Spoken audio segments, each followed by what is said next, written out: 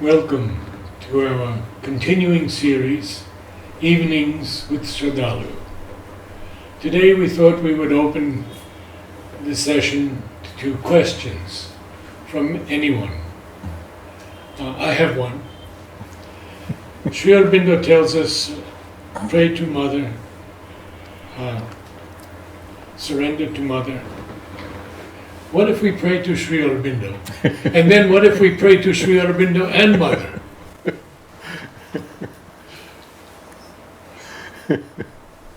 In brief, it won't make any difference. It will be the same. Because they are one. It is one consciousness taking two positions, as Sri Aurobindo explained. In nuances, though, there can be a difference. And so one has to understand this in a very limited way. So first, recognizing there is no difference. That is the greater truth always. But there is a nuanced difference in whether you pray or invoke the action, the direct action of the Shakti, or whether you reach out to the presiding consciousness from where the Shakti originates. And it has not so much to do with the response that comes from them. It has to do more with your receptivity or your attunement to what you are calling or receiving.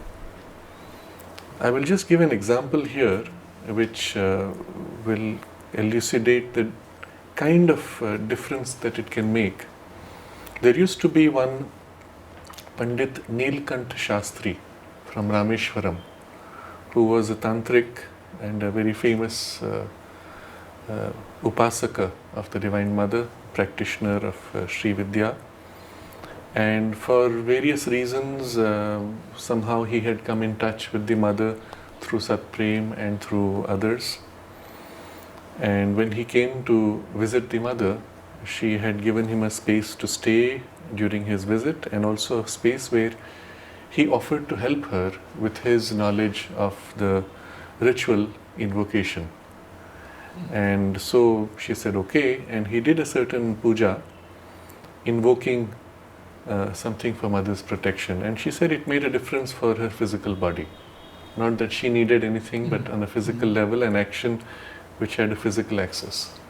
But then afterwards she makes this observation that when I summon Durga, she appears alone.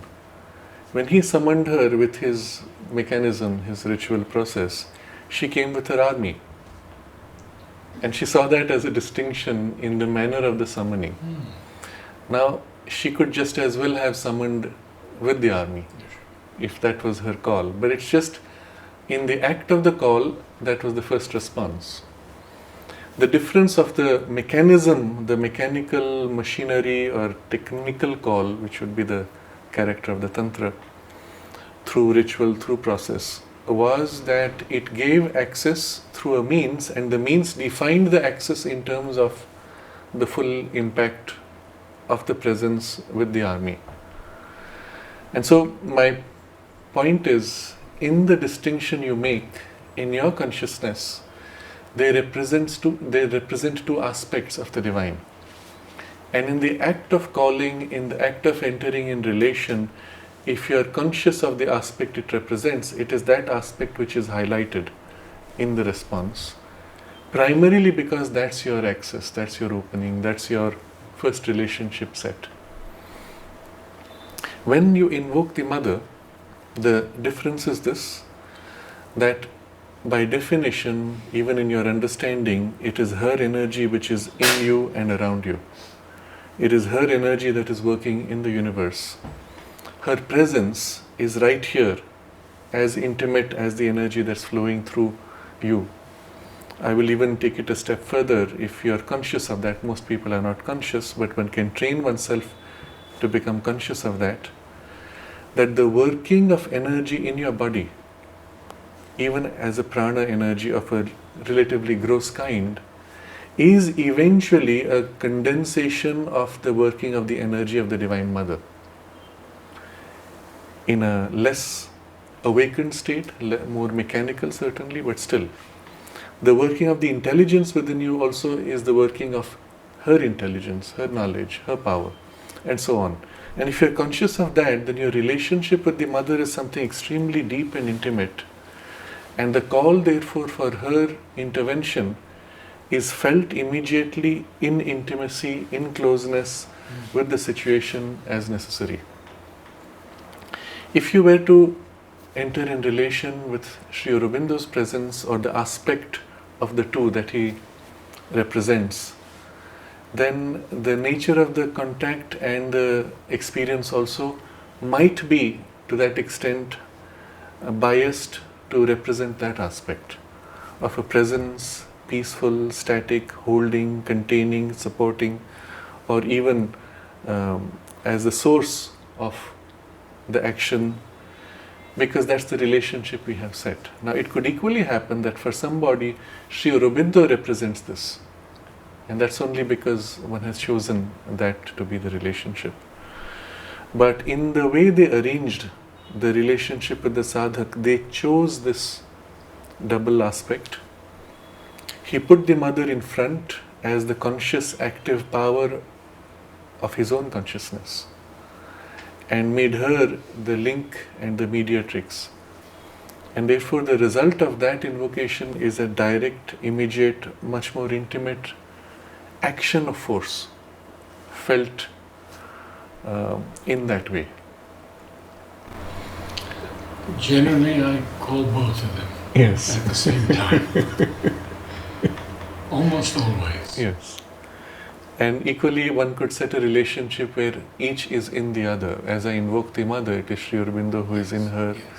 When I relate to Sri Aurobindo, it is the Divine Mother who is his power of action. So really the question is of how one puts the relationship. For me, it's the power of the name also. Yes. Because his name Yes. and mother's name, Yes. for me, have the most power. Yes. If you think about it again, to push that to a step further, how do you name them? In which language? When you say the mother, somebody in a different language might use a different wording. I do it in American English. Not that it matters for her, but I want to. Basu used to tell me, you can call him Mira, you can call him Exactly. whatever, you can. Exactly. So that's the point I'm getting to. The word for you is your entry point. And a different word for somebody else in their language would be their entry point to the same consciousness. So I'll share a few incidents of this. Panditji was going to meet the mother as her secretary. He had to go sometimes several times a day.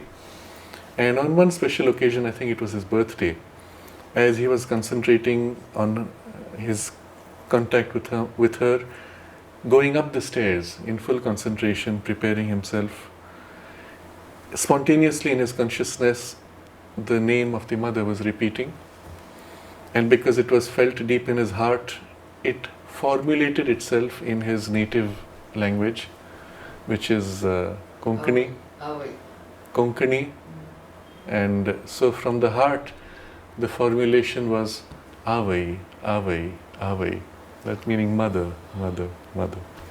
And so he reaches the mother, she blesses him, and then she asks him with curiosity, she says, what does Avai mean? So he had that while climbing the stairs. In his consciousness, the contact was such, well, she felt him. Not only she felt him intimately, but also the word that was repeating in his heart or mind was also registered in her consciousness. And she asked this. I'll give another example. Some of these might be repetitions from our earlier discussions, but it's fine. One of our friends in the US, whom Panditji knew, it was a lady whose father had passed away. And they were Christians, her mother was Christian, so they were in the church, the coffin was there, the ceremony was on. And this lady was concentrating, remembering the mother, invoking her help for her father's smooth transition. At which point she spontaneously saw the mother's form next to the coffin, standing there giving her assurance that she had taken charge. At the same time, her mother, standing next to her, says, oh look, there is Virgin Mary.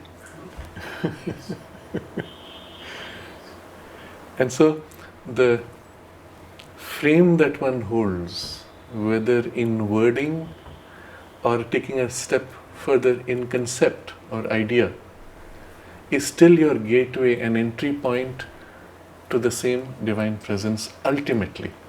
Ultimately. The whole question is, what are you relating to? And I'll give one more example of this. This is somebody in Orissa who narrated this incident.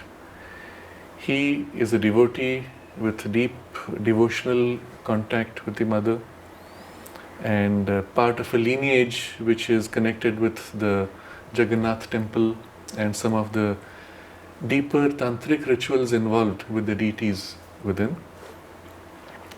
And so because he was a little bit in that space, somebody who was in a lower grade of tantric practice invited him, and he said he was invited and that fellow wanted to demonstrate his power. And he said, I'm going to invoke Kali. So they were made to sit in a room, and it was closed, completely dark, and his friend began this ritual of invocation. And the person who narrated this, he said after a few minutes he could feel the presence in the room, and then suddenly there was a loud footfall, thump, like someone has leaped into the room. And then he could feel somebody very powerful before him, and the rapid breathing in very energetic form, panting breathing, in the particular form of Kali which is known in those traditions, where she comes with her tongue hanging out and with the skulls around her, like a garland around her of all the evil demons that she has destroyed. But it's an aspect of, it's not Mahakali, it's an aspect of the energy more on the vital plane. And so he had that in front of him. He could feel intensely the sound of her panting and the fear that shook. It overwhelmed him. And then he said, well, why should I be afraid? And he raised his hands in prayer, in obeisance, and he invoked the Divine Mother. And he said, you too are an emanation of the Divine Mother, and I bow down to the Mother within you. He addressed that to that form of Kali. And within seconds, he said, that whole form and its dramatic fear element just dissolved and the presence cleared. And his friend who had done the invocation, he stopped his whole thing and looked at him in accusation. What did you just do? What was interesting for me in this narration was this principle that through any form of deity, high or low, sometimes even very low, if you place yourself in relation to the Divine Mother and her highest form, then that gateway opens up to your call as the Divine Mother fills and breaks the boundaries of the gateway. You see, through the little window I can look out, I will still see the same sky that you see through your window. But when I invoke the sky and the sky enters, the boundaries of the windows are dissolved. And we meet the same sky. But our starting point may be a window. And the window in this case, a word or an idea or an image. These are three entry points with which we connect to something which is beyond our conception. In some sense, all three join, but people use differently. They use a picture, they visualize the Mother or Sri Aurobindo, or just the idea of the Supreme Divine Mother who presides over the universe. Now, at that point, you can't have a picture because she is bigger than the universe. So, but still, the mind may conceive of as if a giant form, we barely see only the eyelids or something of the face presiding over, but you don't have a body anymore because the body is beyond the universe. But even that is an entry point. And if all that resolves itself into a single word, and the word is spoken with that feeling, it would have the same result. I always recall the line in Savitri, a prayer upon his lips and the great name. Mhm. This is when he's going down. Yes. Yes. And next question. Yeah, I had a question, maybe a little bit difficult to make it concise and short. So to come back on the previous evening, where the topic was what is yoga and what is not yoga, and the importance of practicing the integral yoga, I mean in my setting, which is Auroville. Something that I noticed is that I have the feeling that in Auroville we would be happy to practice the integral yoga and to get the benefits from it, but that we do try. We go once in a while to matrimony, we read a little bit, we go to some classes, but either nothing perceptible happen in terms of change of consciousness, or if something happens, it's what I would call the purification process, and those effects are not always very pleasant. For example, for me, practicing the integral yoga has diminished my capacity of work, for example. I have less energy, less wish to work, I mean, up to a certain point. So I was wondering how can we bridge this aspiration of practicing knowing this is what we should do, and at the same time the obstacle or the lack of results or quick results could appear. And in the same line, one of the difficulties of Auroville, I think, today is not being able to implement the divine will, which is to receive the necessary indication and intuition to build a city in a more efficient way. We are still very much in the mental.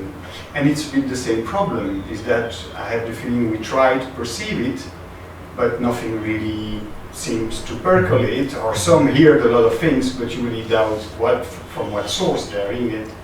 And so again, I have the feeling that we give up and say, okay, just it's not really working, so let's get to something more fulfilling and rewarding, and which is to build a city and to go in groups. And so how can we bridge the two?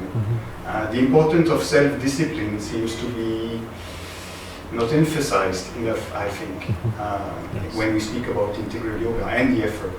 Yes. Do you want to say something? Self-discipline discipline is tapasya. And tapasya is absolutely necessary. How many are practicing it is another question.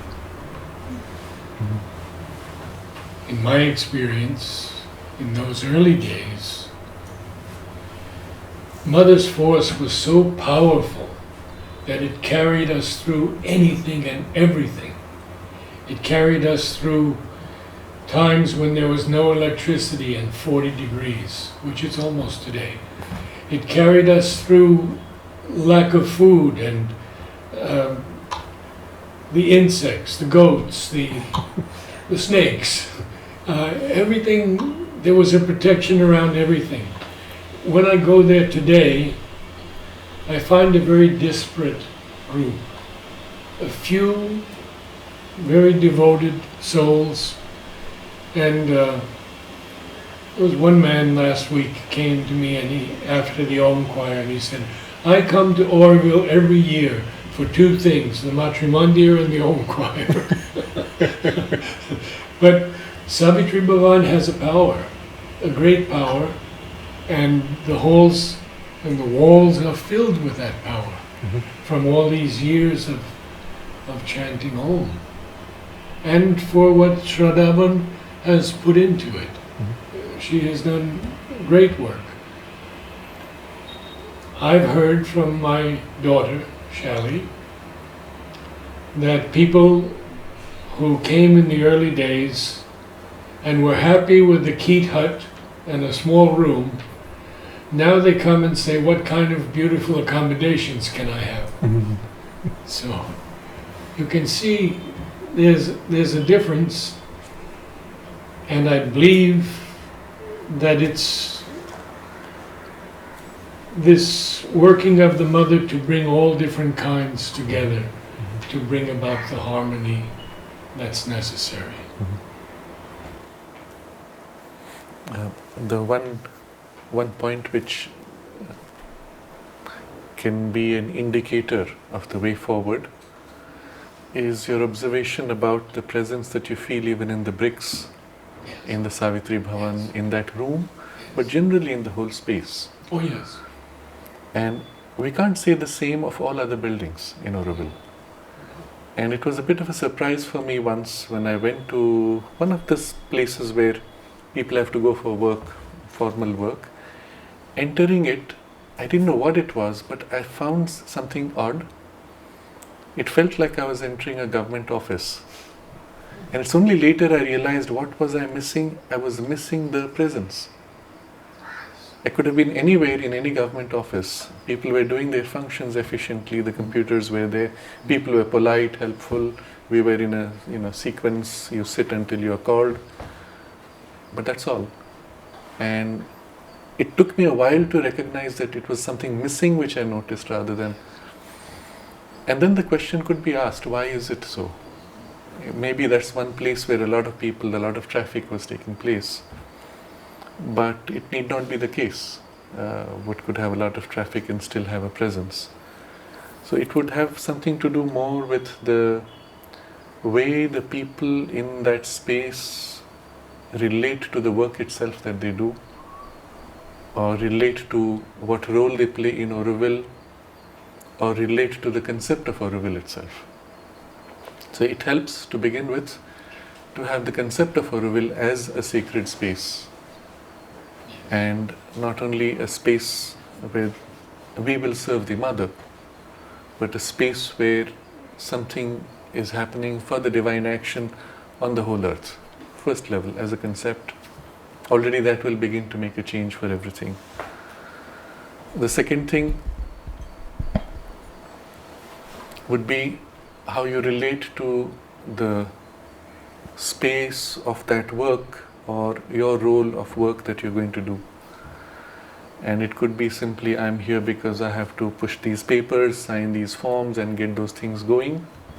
Or it could be that I'm doing something here in consecration to the Mother, and everything, the things I do are the means for that consecration. And if several of us in that workspace had that feeling, it would be enough to shift the atmosphere completely. And so you will see in Savitri Bhavan, because you took that as an example, not only in the hall where the Om choir is taking place, but even in other rooms. Oh yes. The presence is there, Yes. because in most cases, anybody working there, the sense of the sacred is imprinted in the very concept, in the name. It's Savitri Bhavan. Yes. It's not something else, but also that more people there are conscious of this sense of purpose, and as a collective, therefore, the imprint is easier to make. But it would mean that we will have to reawaken what this is about, what Auroville really represents. And it can be in a small way, in the little spaces of the work that they do. One good way would be simply to start the day with a concentration where everybody working in that section or that unit just sit together in concentration for 3 minutes before they begin work. Yeah. That would be enough to begin to shift the vibration of that space. But a lot has to do with what one carries within oneself. Yes. Is it there? Yes, but unfortunately that works both ways. If the environment has this supportive space, then what carries within oneself is easier to maintain. Certainly. And if the environment is contrary, it's easy to lose what one carries. And quickly then the sense of the sacred, or the sense that, oh, this is something special we're doing, being conscious of the relationship, all that quickly fades out, and I say, wait, where did it go? Which has happened both in Auroville and in the ashram. I remember one of the persons, now she is 93 years old. She came as one of the early children in the ashram, and she's in charge of allocation of work. And I remember meeting her about 15, nearly 20 years ago. And she said to me, I was just walking through such and such a department, and suddenly I looked at the walls and I realized it's empty. I don't feel Mother's presence here anymore. And she said, and the thought came to me, is this how it will become for the whole ashram? Now, to me it is so valuable that she not only recognized it, but that she was in a position of power and responsibility where she could have done something to reverse it, to undo this trend, this decline. I don't know if she has done. As far as I'm aware, nothing has happened. But then this can happen. It's not because Mother's presence is not there. It's not because she is not pouring. It's because the receptive base of people relating and being conscious of what she's giving, which allows you to hold it. Yes. That is missing. So the difference though between when you started in Auroville first and now is you have a physical space of the Matri Mandir and its environs where that presence has been fixed physically. She has blessed it. And so whether you are carrying it with you in your work or not, with no effort on your part, you can enter that space and feel something. And of course you can then carry it with you and invoke it in other spaces. And it's a huge help. What you had at the time when you were a few people working hard in barren land and space was the direct connection that you had with her. Yes. Now you have in addition to that also the physical space where that consciousness is physically fixed. And so in fact it should be easier if we can make that conscious effort to relate. But going back to the broader question, the sense of not feeling result and then losing hope or giving up. I've seen this quite a bit, even here in the ashram. Although everybody says when we go near the samadhi, when you are in the sacred space of the Matri Mandir, you feel something, but the question is, should be something more. Why don't we have it? I remember we had a conference, a meeting in Auroville, maybe now 20 years ago, where they had invited people all over from the ashram and Auroville, and we were all asked to share some experience of what it means for us to put into practice the ideal. And there were several who were very frank. They said, initially I tried to live up to some ideal and I found it was difficult. Then I tried to be always conscious of the Mother's presence and it didn't work. And so finally I gave up and I said, well, I'll just do my work as best as I can. And then that was it. But there were many who had that kind of response. To me it seems the limitation is when they have not made the effort to make the contact, even if it is for 5 minutes. We also have to understand that many new people who are coming here have heard nothing of Sri Aurobindo or Mother. Yes. They don't know anything at all. Equally in the ashram and in Auroville. Yes. There was a person who came to join the ashram because he saw an advertisement asking for workers in a particular department. I think it was in the dining room. And he applied for it. He was taken in. He was working. He was being paid initially. Then they gave him housing and made him an ashramite. He had a house in Pondicherry, but they just did it. Nobody bothered to check whether it was needed. So now he's working. This is his job. And he has a second home. He rents out his own house. He makes money in the process. But he never came for the mother. He never came for the ashram. There was no question of sadhana. Well, he will live his life as he wants. So there has been for the ashram this is serious. For Auroville though, the framework is much wider. Yeah. It's not ashram. And so there it's possible for an artist or somebody with any special skill or just simply the dedication to serve a cause or the ideal that Auroville represents in whatever way to his mind. He can come into that space and commit himself to fulfilling that, growing in the process. And the requirement that the Mother gave was also equally broad, to be a willing servitor of the divine. And you can relate to the divine in whatever way. For me, divine is the beauty and the joy of the art, or just that gives me the sense of the sacred, and that's my fulfillment in serving the divine.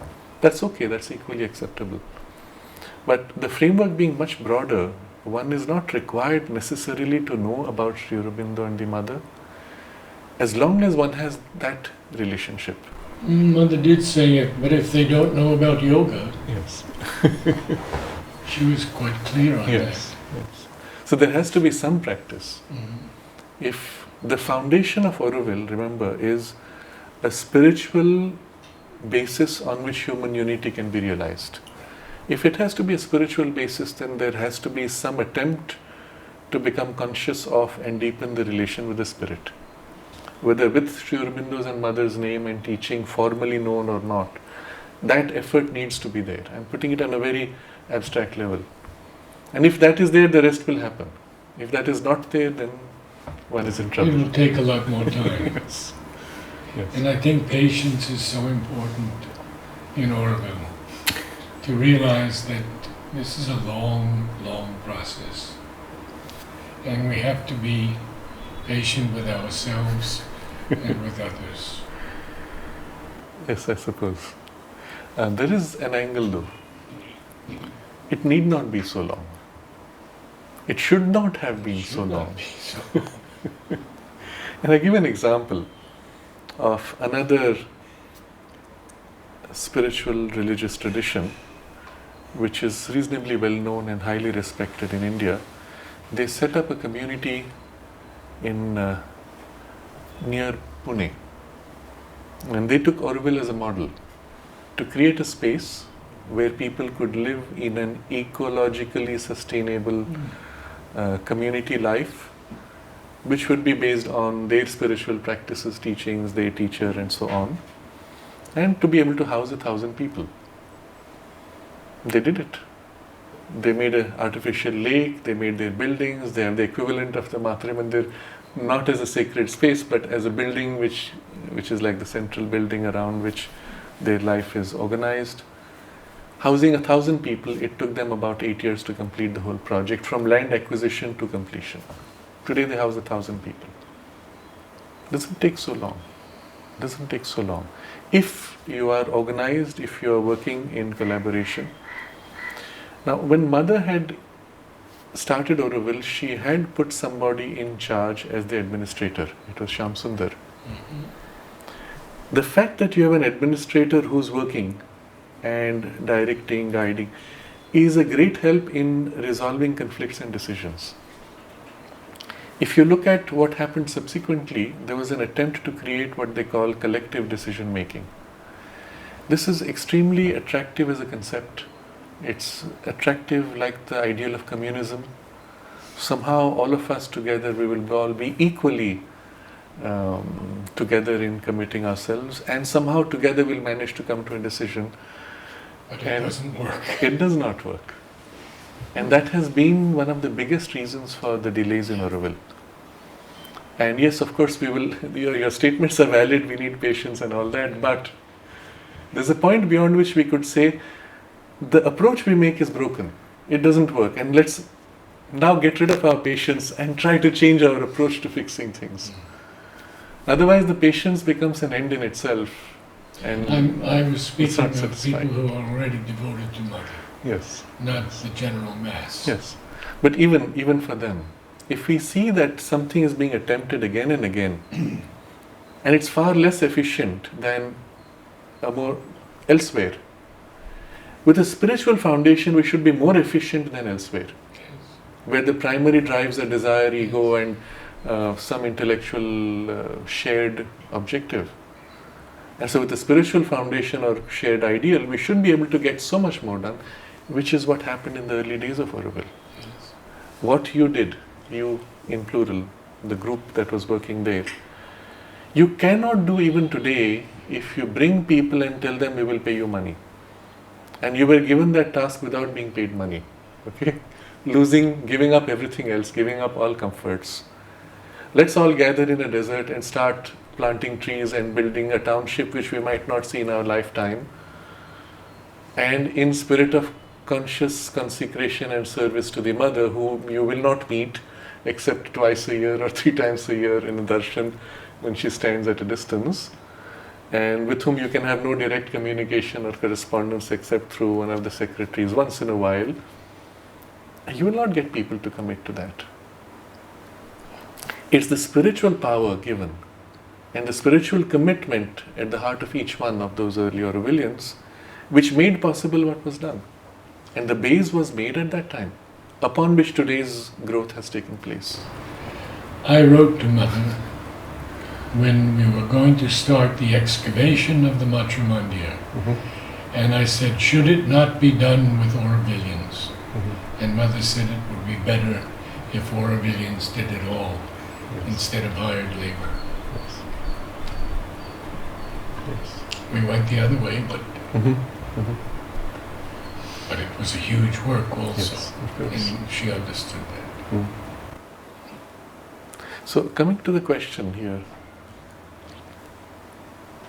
we need to review the reasons why those frustrations build up in the collective work. And there has to be some, let's say, open discussion about why it's not worked, what needs to be changed in the systems of decision making, in the governance structures. And I would want to say something more specific, but it would be specific to a particular situation. But the point is, it needs to be reviewed. Rather than people getting frustrated and backing off and then saying, well, it will happen when it happens. Generally what happens is the best people then back off. They are the ones who get most frustrated. And the people who are least capable are the ones who then drag on because it doesn't matter really. That's exactly what happened with Shelley. She said, I'm ready to go back to America. And Gerard, who just passed away, said, this is when you have to stay. But she says that she's been at so many meetings when there were 50 or 100 different voices. You cannot do anything useful with that. That's the point. So let's recognize, let's talk plain, okay? And without naming names, without looking at a particular situation, but the general process. You bring together 50 people who are going to decide some technical decision.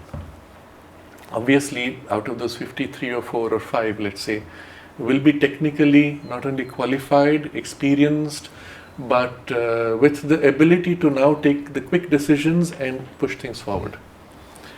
The rest of the 45, there'll be some who will recognize their technical competence and defer to it, maybe raise a few questions, learn in the process. And then there are a few, and the numbers are relatively small. If 5 are highly technically qualified, then 5 are highly incompetent, unqualified, or simply self-obsessed and need to raise objections, need to raise some problem, need to create trouble, be the loud voice. And generally the ones with the loudest voice are the ones who have the least understanding of things, or have the least, or have the maximum of a personal agenda of some kind, and inadvertently or sometimes even consciously become vehicles or tools for forces that want to disrupt. If we can recognize this, we should be able to set aside a few and say, look, your contributions are respected, but at this point it's not helping, so we should be able to say, let's now make for a smaller group. Again, if the decision making is to take place, where there's an in-principle concept, do we go ahead? Yes, no. You can have 50 people, 100 people, even 1,000 people. That's the whole concept of the residence assembly. When it comes to how we execute and the specifics, we have to narrow down to a few who are competent. They may not always have experience, but they have the competence to understand and to be able to make constructive participation. Now, if you're going to build the Matrimandir gardens that you were involved with, you cannot allow the whole thing to be filled with fanciful mixtures, which then enter in contradiction with each other and move to nothing, which is one of the reasons why these got delayed for a long time. So we need to recognize that this is how human beings are. And in any collective decision making, we should know what is the role of the whole group and where we have to then hand over responsibility to a smaller group, which can keep you informed. which can be open to scrutiny, questioning, etc. But they can't be held back because somebody has a doubt and will not allow it. One person will hold it back. So a change in the dynamics and the decision making will go a long way to remove this frustration that is needlessly building and speed up enormously the work to be done. This is one side of it. The other side is simply when you have a blockage like this, you will notice the cause of the blockage is somewhere in one or a few people, a lack of goodwill. Simple goodwill is all you need. And if you allow those without that goodwill to hijack, that's the reason for needless. You do not even need a deeper spiritual base to come to a basic decision and to support each other.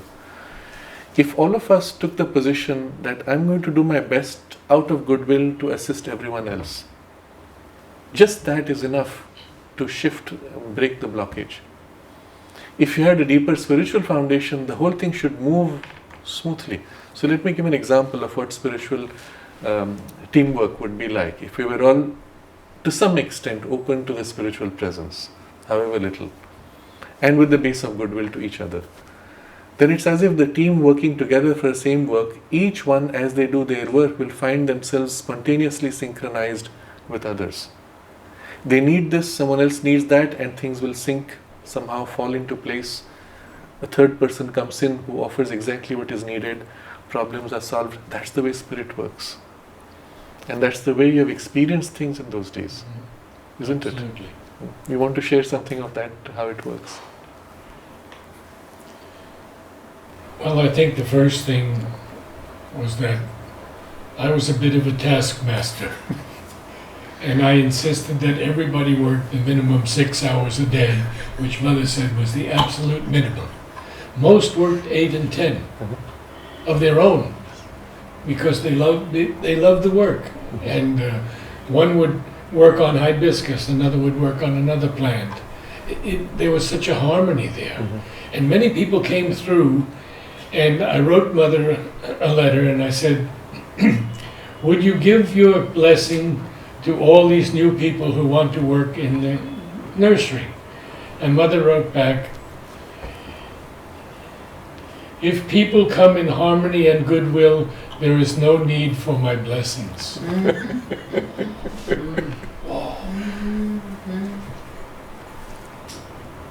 They're already there. Her presence is there helping you. Presence So you do not even need explicit separate blessings. Exactly. Yes. Yes. I have two questions. So the first one is, how can we feel which is the divine will and follow that in our own life? And of course in terms of taking decisions as well, because, and how we can grow that in our being, to know that we're following the divine's will and not our soul desire. Yes. And that's again That's the first connecting question. the question to what he had mentioned earlier about the divine will, serving the divine will and knowing the divine will. You know, when you look at it on a very practical level, the question of knowing what the divine will wants or chooses only comes up when you have to make a serious decision in life. And especially when the decision is irreversible. So should I take this line of development or that line of development? For me, both are interesting. There are benefits to each, limitations to each. Which one should I take? Because once I start, I'm stuck for 2 years. I'll invest so much, and etc. That's when you start. You ask, okay, what is the divine will? And yes, this is very relevant. But the real issue of relating to the divine will is at each moment in your life when you're doing your normal routine. That's when you cultivate the alignment to the divine will. People make the mistake of waiting until they have a problem. And then suddenly, how do I relate to the divine will? Where's the divine will? Where's the divine presence? What do I do? Okay, let me meditate. I'm going to take 2 days, cut off. Okay, surely that helps. But it would have been much more easy if from the beginning you had worked on that. And knowing the divine will or serving the divine will or allowing the divine will to work through us, is not so much something that you do in decisions, but a state of awareness, of relating to the divine presence. And if you can cultivate that, so it can take a few forms to begin with. One form will be as a routine of practice, that every time you have a pause in your work, you pause, step back, feel, open, reconnect in your heart, in your mind, through your senses, if that's the only way you can. Look at the mother's photograph, feel the love in your heart, in your mind, bring back the purpose why you're here. And how many seconds would that take? 2 or 3 seconds, that's the minimum, and that's all you need. If you enjoy it, you can of course sit longer in that, and then re-engage with your work, in which you may forget all this, at least superficially. But if you're doing this as a routine, every time you have a pause or break, then you will not forget. Something of that contact made stays as a backdrop. And what you develop is a kind of an alignment to the divine presence, which then makes for the spontaneous attunement with the divine will, with no other special effort. The problem when we raise the question, how do I know the divine will, is my mind has to know, and the divine will say, no, you must become an engineer, no, you must become a doctor. And when the mother was asked, she said, it doesn't matter which one you will be. What matters is how you do it, in what state, in what alignment and attunement. And so the question of divine will and serving the divine will is much more of the attunement you have with the will than a specific do this or do that. It's rather, in what state will you do this, or in what state will you do that. Okay? I will quote a letter from the mother, because after meeting her, I told her that she had turned my life upside down. What should I do? Should I continue my studies of voice, or should I learn choral conducting? Mother writes, one or the other, because the most important thing is not so much what you choose, but the spirit in which you will do it. Keep living in you the spirit of consecration, and all will be all right. That's it. And as you do that, therefore, the closeness of the influence of the divine presence, and with it the influence of the divine will, it's already nudging you, and you begin to feel it. And you begin to feel it, and then sometimes it is evidenced even in the forms and results. Spontaneously something happens, click, click, things fall into place, gates open, and it just happens. And then somewhere inside, okay, I'm in sync. And then once in a while you fall out of that sync, and suddenly you find at every step something is blocked, something is not happening, and then okay, I need to correct, retune myself. And when you are able to retune, again things start happening. So the sense of serving the divine will now is very different. It's not about obeying something separate from you, who is now your taskmaster. You've just replaced your local boss with somebody who is now invisible, which makes it harder to listen to his orders. And which word did you use? I couldn't hear you. Was it yes or no? It's rather something very intimately felt, which is yourself. And it's as if your own deepest truth is naturally revealing itself and flowing into form. So if this is done as a normal cultivation during the normal days of your routine, where no decisions are to be made really, then when it comes time to take a decision and the decision comes before you, pretty much it's obvious what you have to do or not do. And very rarely you'll have a question, and even then you will simply feel your way, and you'll feel something more right, something else not so. One time, when I was involved with the handmade paper and nothing was going right, they would send, the first shipment of 500 sheets were not properly packed, and the seawater ruined them all. The second, after I apologized to these people, and we had a chance of a multi-million-dollar business for the ashram, multi-million-dollar business, because Watman Papers had just gone out of business because of labor prices increasing. There was only one small Italian firm making watercolor papers. So I apologized, and they sent the next ream, and it was filled with black spots, each white paper. And so I was sort of dismissed. Then I meet a man in Long Island who shows me his handmade paper, and it's the most beautiful I've ever seen. He said, if you pay my passage to and from the ashram, I will teach them. I cannot say that I really sensed anything untoward, but I wrote to Mother. And she wrote back, I have the card yet. This is all a dream in the air and cannot be realized. Oh, what a lesson that was. Because I felt that there was a possibility, but the important thing was to refer to her.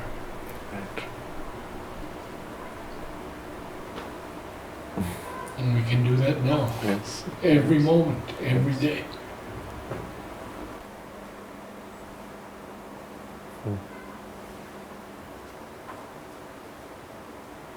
Can we take another question? Yes. So, what would be the role of creating an individuality in sense that you're not overwhelmed by whatever is happening outside you? Like, I always feel myself overwhelmed when I'm in different spaces. Like, even in an airport, you can feel the rush, or you feel the attacks, or some kind of a manipulation. You suddenly want to buy this or that, or if you're in a mall center, then you're completely overwhelmed by different forces acting from outside. So, and related to this, living inwardly would protect you from the external forces, like any attacks, or now they're spraying chemtrails in the air, or Not necessarily. all the Not necessarily. So the question is, of course, living within, will it protect you from these Yes. influences? No, not necessarily. As a first step, what it will do, in fact, is to make you more conscious of all these influences. And as a result, you may even feel yourself more sensitive. So this goes back to Joel's earlier question about being in the practice of the yoga, even because the first thing that happens is increased sensitivity. You might find yourself capable of doing less even at first. But then once that base of sensitivity is clear, you will find you can increase the energy, you can increase the power of action and so on, and all the rest can follow. But as a first step, there will be an increased sensitivity always. The practical form of it, maybe you may feel more under assault, because now you can feel so much more that enters. Where earlier it was always happening, but you were unconscious, you were numb, you were insensitive, you were dull, you were stone-like. So it's okay, you can get 1,000 blows, it feels nothing. But now... But what would protect you? The ignorance would protect you before getting to have this sensitivity? Well, it didn't protect you. When you were ignorant, it didn't protect you. You were just a puppet in the hands of all these influences, under the illusion that you are making a free choice. You feel an impulse to buy, not knowing you were programmed by the music and the lights and the thought formations which got into you and the desire pull which seized you. And I made a free decision. And now suddenly you realize, I'm getting all these pulls and pushes making me do things. But the moment you're conscious, that gives you the power now to accept or refuse. So it's your first step to becoming free. To become conscious, the first step is always more awkward because you feel overwhelmed. Oh, so many thoughts. I didn't know so many thoughts in my head. And rather than saying, because I'm trying to meditate, I have 100 thoughts more, you say, I've become conscious of what was happening. And then you can start disengaging yourself. So again, depending on the path you choose, you may choose to stand back and not interfere, the thing happens. Or as you find yourself more able to be free in a poise of observation, you can intervene to prevent certain things. So start at first by developing the poise where you are, the part of you which is standing back is not affected by these pulls and pushes. They operate in your emotions, in your thoughts, in your actions, but you can stand back from all those things, simply aware that it's happening. Once that is stable enough, occasionally it will lean and say, no, enough of that. Enough of this. This I prefer. And it will start tilting, making preference. And bit by bit, a kind of an influence will spread into your being, which will develop the immunity. And when that spreads into the rest of you, the whole of you, there will come a point where you will be able to walk into almost any space, and although aware of the influences trying to influence you, aware even of some things which manage to pass through you, you or the large part of you would remain immune and therefore unaffected and free to exercise your own choice. But you have to go through these steps before you can come to that. We'll take a short break. Okay.